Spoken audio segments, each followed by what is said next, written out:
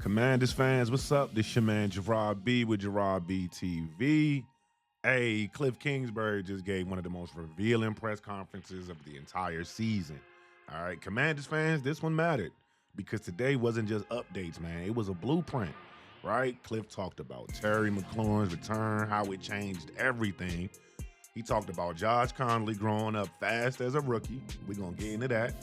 He talked about Noah Brown being the glue guy, all right, keeping the offense functional. We didn't think nothing about that. That's interesting right there. We're going to break that down. And he obviously talked about how the offense is starting to click at the perfect time. So listen, we're going to get right into these storylines, man, and what this really means for our beloved Commanders, okay? So Kliff opened the presser up talking about Terry McLaurin, right? The tone in Kliff's voice said it all, man. He said Terry came back to practice and immediately raised the intensity. Kingsbury called him a difference maker. We already know Terry's a difference maker. Someone whose presence alone forces players around him standards to be higher. He's raising the floor of these players, right? Raising the floor. This isn't just about a guy returning from injury, right? This is the heartbeat of our offense, and we know that. And he's stepping back on the field, and when you really think about it, JD gets his number one wide receiver back. Defense, now they got to shift coverages. That's why you've seen a better running attack last week. The timing and chemistry can finally start to build again within the entire offense and really the entire chemistry of the whole team because we play complementary football. And remember, the locker room, they feed off Terry, man. They feed off Terry. Don't forget, man, Terry against Detroit last year had them boys turned up. Turned up, man. Turned up. I might even throw that clip at the back of this video. I maybe. Right? But listen, Terry coming back, man, it's a foundation for a real offense, right? And to close out the season, we got, 5 games left? So, I mean, what we playing for? We playing for our identity. We playing for our pride. We playing for the brotherhood, okay? And we playing for the 2026 core Commanders, okay? So, also, Kliff had to talk about JD in these final games, man. You know what I'm saying? He said this, and he was very, very clear, okay? He wanted everybody in the room to understand. He said, these final games are absolutely critical for JD's development. He said JD needs to string some games together. He called this an opportunity for Jayden to build rapport with his weapons heading into next season because the offseason, he wasn't getting all the work with the weapons that he needed to get, i.e. Terry McLaurin and Noah Brown, who, again, a lot of one-year contracts on our wide receiver room, so we don't know who's going to be here next year, okay? And most importantly, JD loved the game, his preparation, his process, the things that he does behind the scenes that the coaching staff rave about, right? The passion that he shows, the fact that he's the leader. He took control of the offense and was like, this is mine. This is my baby. So think about it. He'll finish the season with Terry McLaurin. He's going to have a healthy Deebo Samuel. You have Noah Brown out there stabilizing a injured, moribund wide receiver room. The run game is finally going to be able to produce because now you got wide receivers that actually garner respect. And it's the first time really all year that we're going to have the real offense around JD. So that's why I want to see it. It's the first time we're going to see our entire offense, right? So Kliff, he's looking at these games as a developmental runway, a chance to grow, right? And a chance to improve chemistry and set the tone for next season, right? For next season. So then he also talked about our man, Josh Conerly. All right, now Josh Conerly Jr., man, one of the biggest surprises, okay, so far this season. He started off the season rough, man. He was going against the elite of the elite pass rushers and was getting his lunch taken every Sunday. But he showed real resiliency. Kliff Kingsbury actually pointed out that the rookie, like I just mentioned, he had really tough moments earlier in the season, right? Every young offensive lineman, especially a rookie, he's going to go through that, going to go through those growing pains. But he kept showing up. He kept working. He never flinched. And the communication he has with Laremy Tunsil, it's only going to make him better. The fact that now you got Sam Cosmi beside you, it's only going to make you better, okay? But listen, Kliff gave him a huge compliment by saying that. He's saying having someone, like I said, like Laremy Tunsil around him It's been massive. You can see it on the film. His footwork is cleaner. He anchoring better against power. He's communicating better with our all-pro guard, Sam Cosmi. And his confidence is rising week by week. Your man had a 0% pressure rate in week 13. Okay. He was one of the top offensive linemen as far as PFSN goes when they do their offensive line rankings. The rookie was thrown into the fire at a premium position, y'all. And Kliff Kingsbury, he making it sound like the kid is growing up right before our very eyes into a long-term cornerstone on the offensive line. Got to protect our quarterback. And the offensive line was looking damn good last week. Let's keep that going. So then Kliff went to talked about the most underrated guy on the offense. Who the most underrated guy on the offense? Noah Brown. We ain't seen Noah Brown not one damn time this season. And honestly, it sounds like that's Kliff's guy, right? Kliff was noting Noah's physicality, his route running, his understanding of Kliff's system. And really, he's giving him a huge compliment, basically calling him a glue guy, right? That he's the reason why the offense works. You know, he basically feels like Noah Brown is the stabilizer, okay, in the wide receiver room, especially with all these injuries that's piling up. He's one of the injuries that piled up, right? He not gonna get the headlines that Terry and Debo get, but the coaches, they do trust him. He blocks, he's reliable, he gets others aligned because he knows the system very well. He knows the different position roles, right? That's why Kliff calls him the glue guy, because he knows where everybody should be lined up and he gets people in place.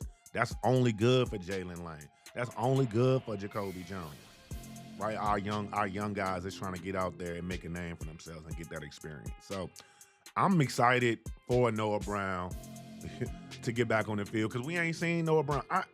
Noah Brown was one of the greatest surprises of our season 2024, I apologize.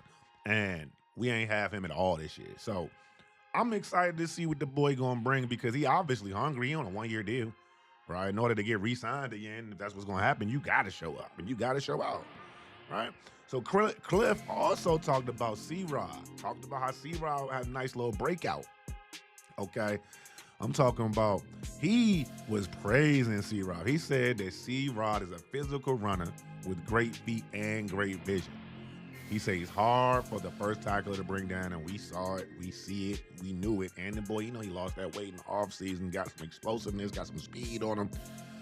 Remember, he pointed out that Chris Rodriguez, when we ain't have Terry McLaurin in our wide receivers, he really broke out, right? Because he was the only running back on our roster that could win against stack boxes when we were one-dimensional. That's crazy.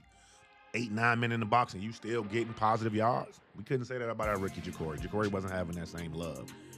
Now, I really feel like C-Rod is giving us some offensive balance. You mix that in with the Jacory, you know, now you got your lightning and thunder, right? You got your two dynamic backs, okay? And now you got Terry and Noah Brown back. They stabilize in the passing game. Rodriguez, McNichols, and Jacory, they're going to get cleaner boxes, right? That means they're going to have way better lanes to work with, y'all. Okay, now offensive line, they already showing up and showing out. So this isn't a fluke. It's a really positive development for our offense. Again, offense is actually finally starting to look like an actual offense, okay? Like Kliff Kingsbury even said, the offense is finally starting to click. And he credited Marcus Mariota, right, for orchestrating things the right way. He said their goal is simple, play our best football throughout the rest of this season. And honestly, that lines up what we're seeing. If JD is more comfortable, Terry being back, Debo drawing the coverages that he's drawing, Noah Brown providing stability to the room, you know, and cohesiveness, Conerly and Cosmi, they setting in on that right side. Then you got Rodriguez running angry with Bill spelling him, getting that vital experience. We haven't even talked about the tight ends because we know that's a weak point in the offense besides Zach Ertz.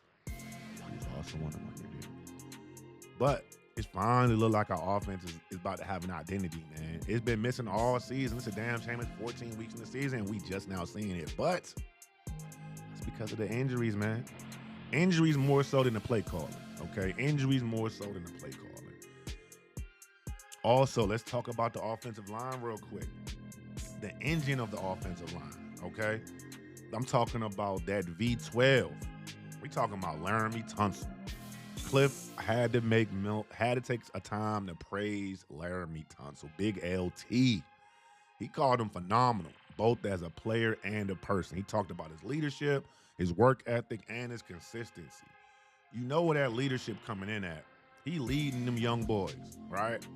When Brandon Coleman come in, when Josh Conerly on the right-hand side, shoot, Chris Paul out there, you know he leading them troops, man. He leading those guys. And that's, honestly, that's a masterclass, because when he was leaving Houston, they was trying to ragdoll his name. Oh, he's not a leader. He doesn't lead men. You know, his work ethic is trash.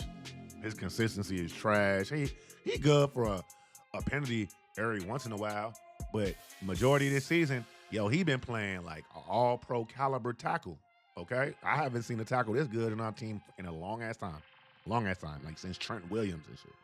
So, listen, Tunsil is the real reason, the main reason that Conerly is growing up so fast, right? And that's really the most important part of getting a Laremy Tunsil, is to make sure that your new first-round draft pick, rookie tackle, understand the bumps and pains and the growing pains he's going to have when he's in the league. Who better to show you that than Laremy Tunsil? Who better to bounce that information off of than Laremy Tunsil? Man, I hope we re-sign that guy. He's going to make a lot of money. Right? His presence alone raises the bar on our entire offensive line, man. If you looked at Hard Knocks and you seen how the offensive line was rallying around Marcus Mariota in the locker room, man, you just seen them guys. Them guys look like warriors. They ready, man. It just sucks that our season is over with. But hey, listen, we building, all right? Also,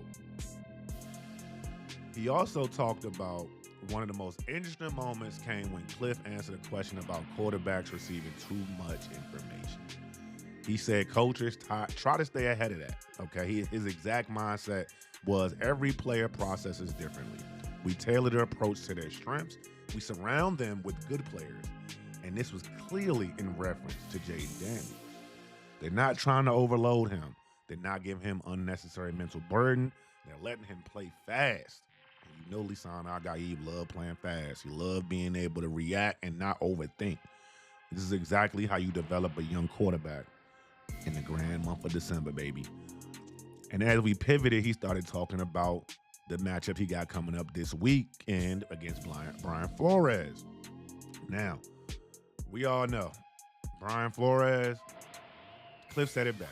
They physical, they tough, they're going to be in multiple fronts. They always changing, they're always evolving, and they full of unscouted looks. This is going to be one of Jayden's toughest tests of the season. It's going to test Josh Conerly like ain't nobody's business. It's going to test the communication between the line and the communication between the skill players. If Washington moves the ball in this matchup, which we should, it's a sign of some real growth. It's a sign that our offense is getting back into the game, into the mode that they was in last year. Okay, into the mode that we thought they was going to be in to start this year off, before all the injuries racked up. Okay?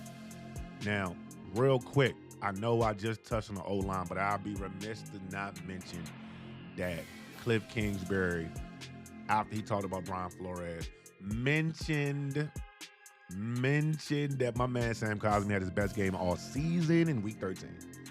All right? Understanding the system, communication, and finally trusting that knee after an injury that he took in Detroit last year. Right? A healthy Cosmi with the Conley on the other side, next to him, that's a whole different right side of the offensive line. You can see how much better the offensive line has looked once he is now settled in, man. Okay?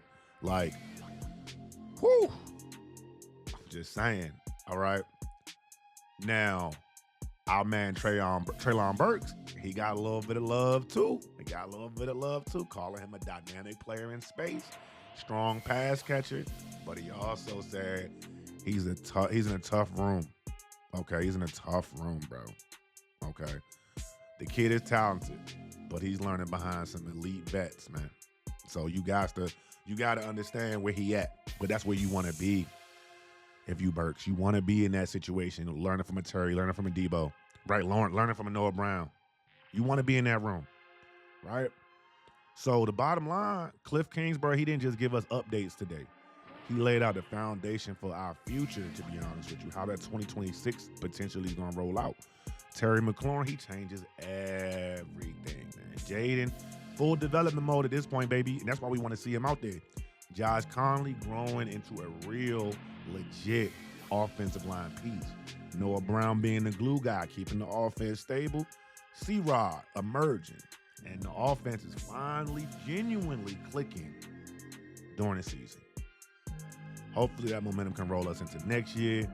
But if this is the version we're getting headed into the final stages of 2025, I feel like we'll feel a lot better about what we look like in 2026. And hell, we still can win a division, have the best division record, So listen, let me know in the comment section how you really feeling. Drop your thoughts below, man. Make sure you like the video, subscribe to GerardBTV. Much appreciated. The channel loves that, and it helps us grow, okay? Definitely. Also, if you haven't noticed by now, check the ticker out up top. Let you know some updates as well that may or may not be related to the video at hand, but it's some information that you might want to know. Like Drake Jackson. He's been activated to the full roster. We get to finally see what that pass rusher looking like. Maybe the former San Francisco 49er, he ain't played since 2023. Maybe he give us a little pass rush juice this weekend. We'll see. Also, B-Wags, Walter Man Player of the Year. Congratulations, B-Wags. Congratulations, B-Wags, man. But that's going to do it for your man, GerardBTV. This was another one, baby. All right? And we out of here. Rocking with y'all all the time. Anytime commanded content dropping, I'm going to be right there. So, one more time, young. Hit that like, subscribe. Share this out, comment. You know what to do. It's GerardBTV, y'all, and we out.